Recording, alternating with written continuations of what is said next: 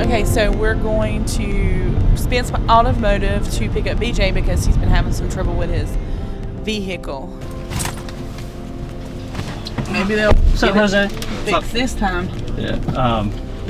Yeah. Now that the check engine light came on, it gives them more of a footing to figure out what's wrong than just I'm hearing a noise and it doesn't feel right. You know, that happens when you get old. I'm pretty sure that's the problem. You know, because my knees and things make noises. My check engine light be coming on too.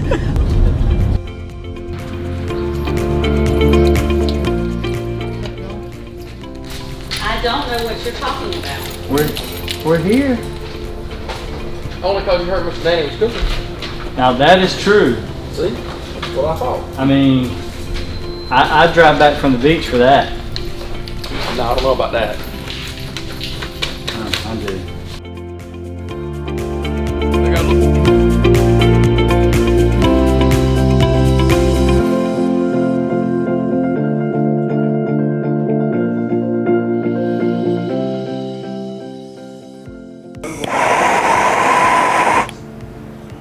All right, I'll sing. Happy birthday to you. Oh my gosh, this is awful. Happy birthday. We're so glad you're here. Happy birthday from the Catch Crew. Yay!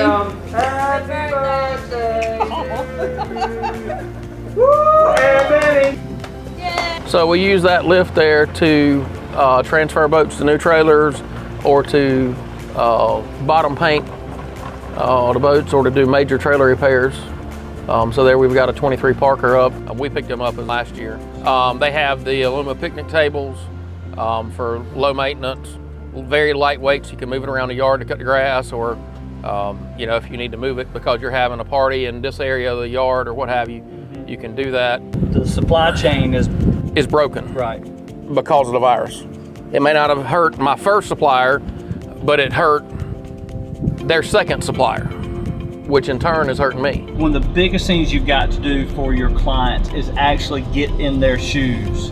And so what you may have seen or heard was me peppering Jim with a bunch of questions about his business, because when we go back to the office and we take the video and we take the images and we think about how does Jim tell this story about his business and how does he market himself to social media, to his potential customers and to his current client base, how does that look? How does that feel? We can only do that by actually trying Jim's shoes on and getting in his head as to what he's thinking as a business owner. It doesn't mean that all those things come out, but it gives us some background, some knowledge. And so as we work with multiple clients, from government to events to small business owners, one of our biggest tasks is understanding their business so that we then can communicate like that business. And the truth is, Aletha, that's not something a lot of people can just say, hey, I want to do social media manager. They just think, hey, it's just a few posts and a few baby pictures and they're done. That's not the way it works. Most small business owners, they have a desire to market their product, their services, but the reality is they really lack the time and the mental energy it takes to think about what that communication is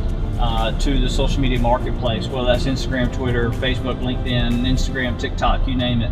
Most people do not really understand, for lack of a better way of saying it, how social media works for businesses and how it works in general. There's a lot of principles and education or philosophies that you kind of have to dive into to really understand what to do and when to do it and how to do it. And really, at the end of the day, managing a small business social media page is a full-time job. The trick to when we started Management Media was the idea that yes, it requires a lot of attention, but by outsourcing it to someone like us, like Management Media, or somebody else, it doesn't matter.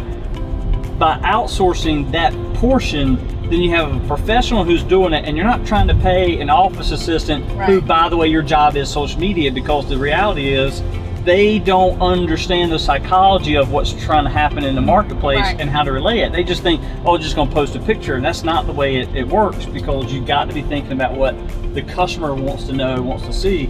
There's always a lot of noise in the timeline.